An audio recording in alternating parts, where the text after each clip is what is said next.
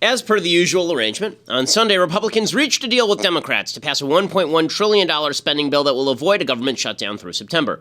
Here's what's in the bill: funding for Planned Parenthood, Obamacare, the Iran deal, the National Endowment for the Arts, and sanctuary cities. Here's what's not in the bill: funding for Trump's planned border wall. Incredibly, the new omnibus even includes a measure to increase the influx of temporary workers under H-2B visas through September. But at least Republicans raised military spending, right? That's the take from Speaker of the House Paul Ryan, who has a bad habit of pulling such deals off with Democratic help. In 2013, Ryan cut a deal with Senator Patty Murray, Democrat of Washington, to raise sequestration caps, cut cost of living adjustment for veterans, increase taxes, and do so in exchange for empty promises of future cuts. On this bill, Ryan brags, quote, "We have boosted resources for our defense needs without corresponding increases in non-defense spending." Of course, Republicans run both houses of Congress this time, and President Trump is in the White House, but no matter. The dreaded government shutdown has been avoided for the time being. Even the defense increases, by the way, are about half of what Trump wanted. Republicans caved again. They were elected to overturn Obamacare. They haven't, and they won't. Even the supposed planned vote this week on Obamacare repeal does not repeal Obamacare. They were elected to build Trump's border wall. They haven't. There are no immediate plans to do so. They were elected to fund Planned Parenthood. They haven't. As Bloomberg points out, quote, "Overall, the compromise resembles more of an Obama administration-era budget than a Trump one. The National Institutes of Health, for example, would see a $2 billion boost, reflecting the popularity of medical research among lawmakers. The deal includes $990 million for famine aid, along with a $1.1 billion boost for disaster recovery funds. More than 70 anti-environmental policy riders in the bill were defeated." No wonder Senate Minority Leader Chuck Schumer said, quote, "This agreement is a good agreement for the American people and takes the threat of a government shutdown off the table." You know who else liked the deal? Nancy Pelosi. Trump is now preparing to push forward the new health care plan, which doesn't repeal Obamacare. His aides say he's going to push for a massive infrastructure spending plan sometime in the next 2 or 3 weeks. Barack Obama would be proud of the Republicans. I'm Ben Shapiro. This is The Ben Shapiro Show. So if all that sounds depressing, just wait for the rest of the show. But actually, we'll be getting to the White House Correspondents Dinner, it just demonstrates that Trump's luck definitely extends to his opponents, because his opponents are the dumbest people alive. The journalists at the White House Correspondents' Dinner made complete fools of themselves. Before we get to that, I want to say thank you to our advertisers over at Ring.com. So most of the burglaries that happen in the United States happen in broad daylight, with a burglar ringing your doorbell to see if you're home, and then once they know you're away, then they break into the house. Well, the Ring Video Doorbell means that when they ring your doorbell, instead of going to your house, it also goes to your phone. That means you can pick up, you can say, "I'm at home, what do you want?" You can see who it is at your door. Ring Video Doorbell has been proven to stop burglaries before they happen by allowing you to see and speak with anyone approaching your door using your smartphone. Now, they have their advanced motion detection technology to protect your entire property. That's called the Ring of Security Kit, which includes that Ring Video Doorbell I talked about. We have one installed at our home. We have the Ring Stick-Up Cam. It's a wireless, weatherproof HD camera to keep an eye on the other parts of your property.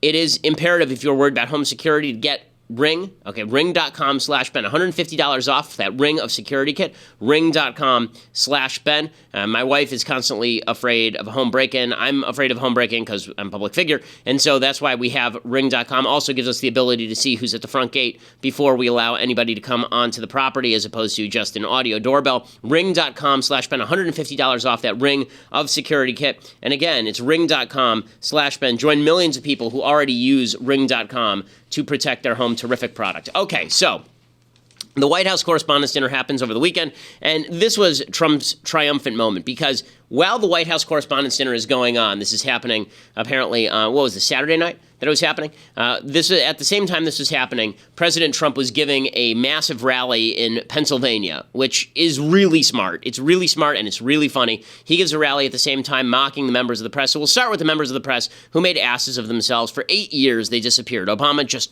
was a good guy. Why do we need to watch this guy? There's no reason we need to watch this Obama fellow. And then Trump comes back into power, and Republicans are back in power, and suddenly they've awoken, like the mummy. They've awoken from their sleep, and they have come to revenge themselves on all things Trump.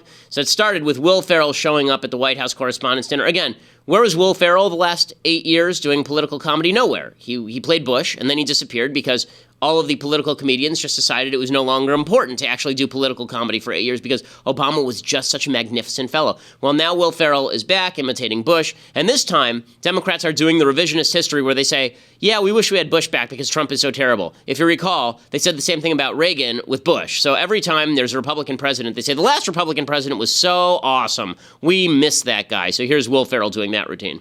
George W. Bush.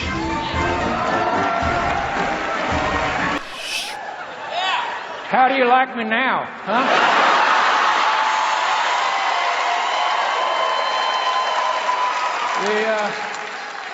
The prodigal son has returned. You guys would always sneak up on me with gotcha questions like, why are we going to war? Gotcha. Why did you not respond to Hurricane Katrina? Gotcha. What is your middle name? Gotcha. This is the whole routine they did with Bush, how stupid he was, how terrible he was. Again, Obama was president for 8 years. Did anybody in the media ask him, why did you go to war in Syria? Gotcha. No, nobody asked him that question because instead of going to war in Syria or doing anything about Syria, he handed it over to the Russians.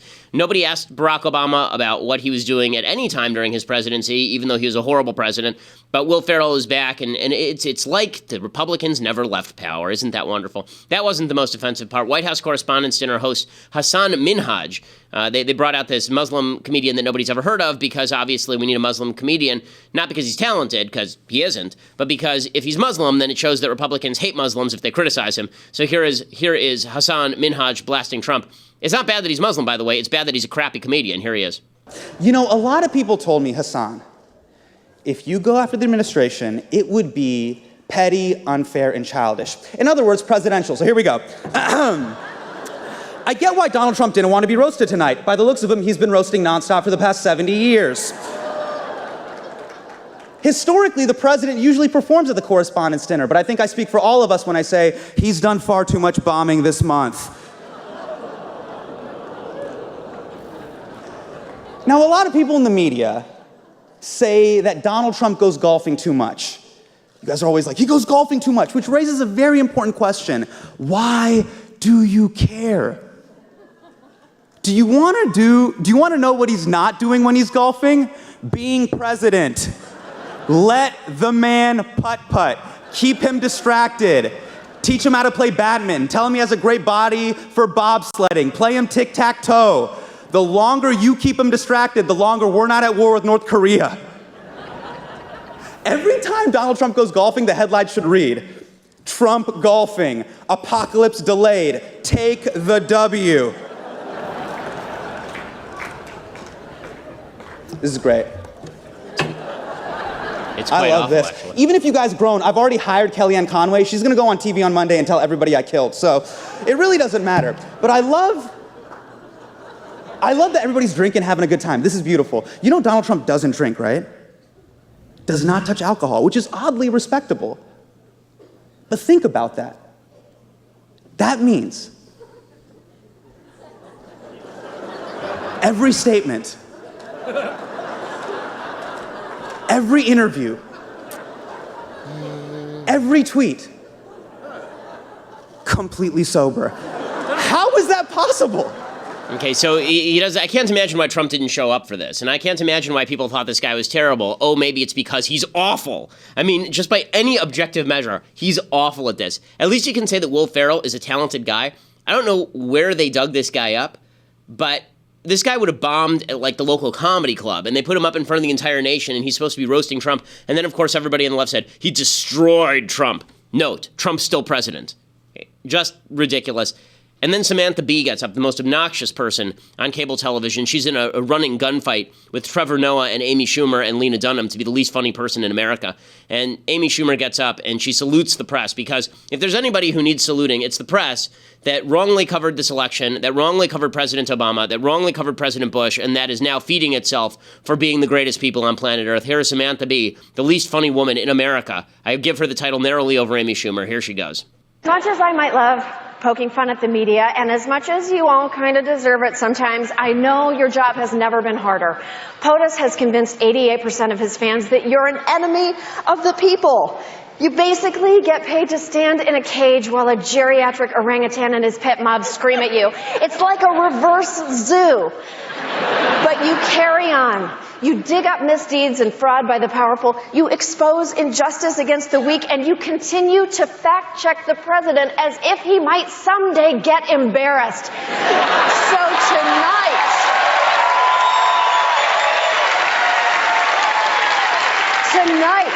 is for you. Tonight The president screams at a pen that Katie Tur is not in. Cheers. Okay, so they're toasting themselves because nothing says in touch with the people, cares about the need of the people, like people wearing $1,000 suits and toasting each other for doing basic journalism, which they ignored for the past 8 years. And then the White House Correspondents Association president got up there and lambasted Trump too. Again, remember, these are the journalists, right? These are the people who are supposed to be honestly covering this administration. Do they think they're going to convince anybody, anyone in America, that they are not just hateful, spiteful, angry people against the president of the United States when they do stuff like this? Here's Jeff Mason of Reuters, who's the head of the WHCA. We cannot ignore the rhetoric that has been employed by the president about who we are and what we do. Freedom of the press is a building block of our democracy. Undermining that by seeking to delegitimize journalists is dangerous to a healthy republic.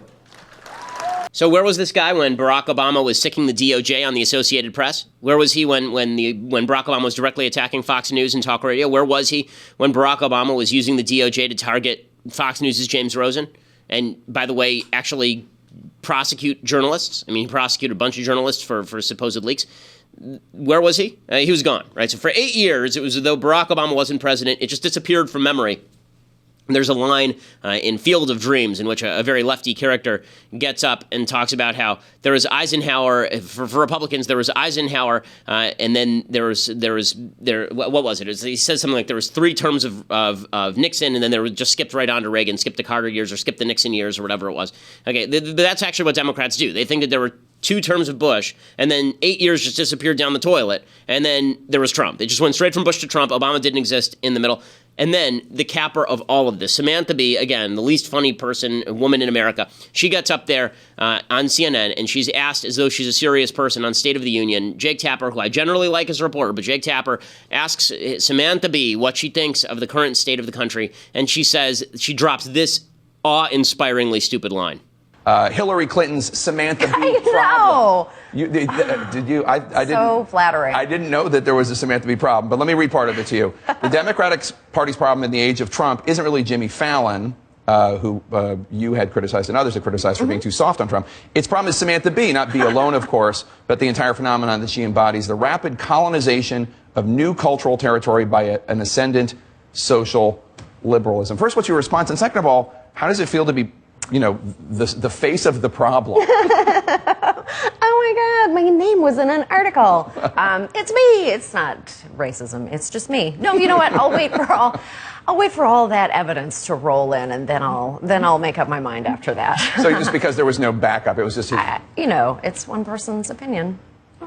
One wonderful chap. One wonderful. He's a nice man. But let me ask you a question. Does he have a larger, and you've addressed this on your show, so remove yourself from it. Does he have a point about smug liberals? I'm not talking about you, but is there a smug liberal problem? You know, that is something that I can't really, I mean, I just can't take responsibility for the way the election turned out. I just absolutely I can't. Is there a smug liberal problem? You told her not to go to Wisconsin. I guess, you know, I don't think there is. Like, I do the show for me and for people like me, and I don't really care how the rest of the world sees it, quite frankly. Well, there's no smug liberal problem. I do the show for people like me and people like me. But there's no smug liberal problem. I don't care what the rest of the world thinks. There's no smug liberal problem. You just described the smug liberal problem. You do a show for you and people like you, and you don't care what anybody else thinks because you think that you are the repository of all knowledge, wisdom, and decency in the United States. But there's no smug liberal problem? No, what we have here is a smug liberal comedian self-awareness problem. That's what we have here. And this is the problem with the left. And this is why Trump is so ever-loving lucky. He's the luckiest man in America because the left is so smug. The left is so terrible. And they can't even see it themselves. So Trump goes out there and he campaigns and he's talking to people he thinks are sort of the forgotten people, the people that Samantha Bee just said she doesn't care about because they don't watch her show. You know, those people, Trump talks to those people and then he says, look at that smug liberal. And everybody goes, yeah! You know why? Because he's right. Because they are smug leftists. That is a smug leftist. She is awful. She's sitting there in her expensive clothing on an expensive set with Jake Tapper. And before that, on an expensive set at the White House Correspondents Dinner with the people who are the repositories of knowledge. Remember when reporters in the old movies, they used to be people who wore like the battered derby hats, and they were the men of the streets who chain smoked, and they went out there and they reported on things that were happening on the ground. Now they go to the White House Correspondents Dinner, and they wear tails and a tie, and Samantha Bee wears her very fancy suit, and they go out there and they jabber about what wonderful people they are. They've become celebrities in their own right. And this is what Trump hit. Now, I want to get to Trump's response because it was top-notch Trump in just a second. But first, I want to say thank you to our friends, our new sponsors over at Skillshare. So, I'm somebody who constantly loves to learn. I love learning. I love taking classes. It's something that I really enjoy. And in today's modern economy, you have to be broadening your skill set all the time. One of the big problems with the economy is people get stuck in their skill set and then they don't try to broaden it. That's what Skillshare.com is for. Skillshare.com allows professionals to get a leg up at work because when you subscribe, then you are able to get some new skills added to your resume. They have these 45-minute classes that 15,000 of them in design, business, and more. You can learn everything from logo design to social media marketing to street photography, this entire set of skills. And then if you're bored with business skills, then you can do what I do. I took a watercolor class. Yes, believe it or not, I took a watercolor class at Skillshare.com. One of the most popular, actually. Super cool stuff. They have classes ranging from email marketing and social media marketing and SEO to illustration and watercolor and calligraphy. It's just a place to learn, and it's a place to broaden the skills that you need. Skillshare.com/Shapiro. And if you go to Skillshare.com/Shapiro, you can get a free month of unlimited access for free. Use that /Shapiro at the end. Skillshare.com/Shapiro. Again, 15,000 classes in design, business, and more. Super cool site. The classes are top-notch, easy to use, friendly, and really educational, and you're not wasting your time because everything is very condensed so that you gain a new skill every time you take one of their 45-minute courses. Again, it's Skillshare.com/Shapiro. Great site. 1 month unlimited access for free when you use that /Shapiro. Okay, so Trump responds to the White House Correspondents Dinner with this rally. Very smart. He ignores all of the journalists feeding each other and patting each other on the back, and he was just going to go there and they were going to make fun of him, and then there were going to be pictures of him looking sour, so smart of him to skip it. I think it's a dumb event. And so instead, he went to this rally, and here is him knocking the media. A large group of Hollywood actors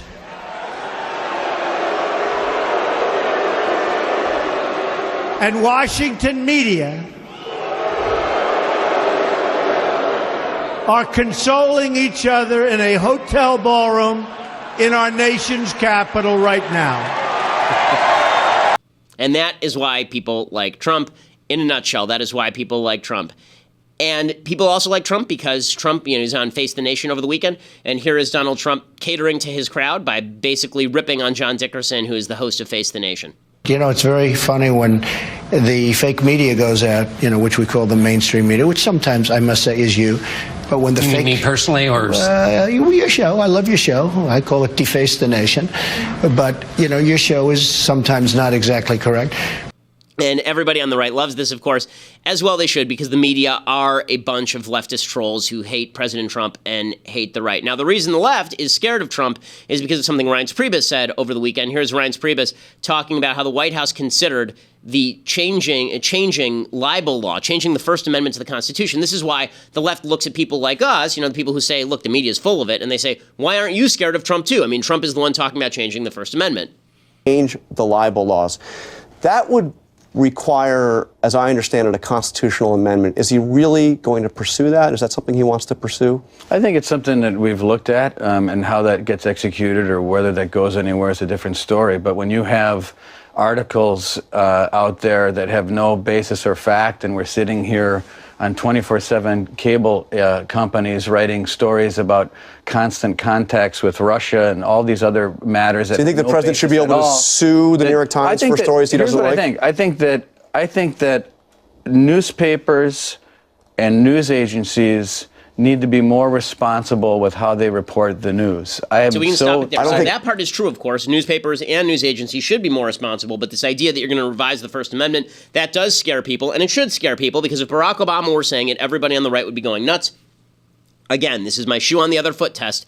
If Reince Priebus right now were Rahm Emanuel, and he were saying the same things, would you be happy or would you be sad today? And the answer is you would be sad today, because this is not something the president should be saying. But this is something I want to talk a little bit more about.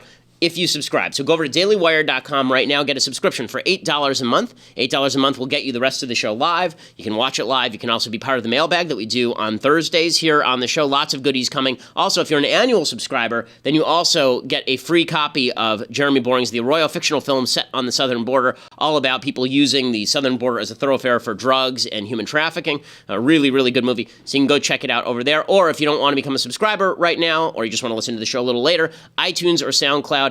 If you are listening on iTunes, please give us a rating and leave a review. We always appreciate it. We are the largest conservative podcast in the United States.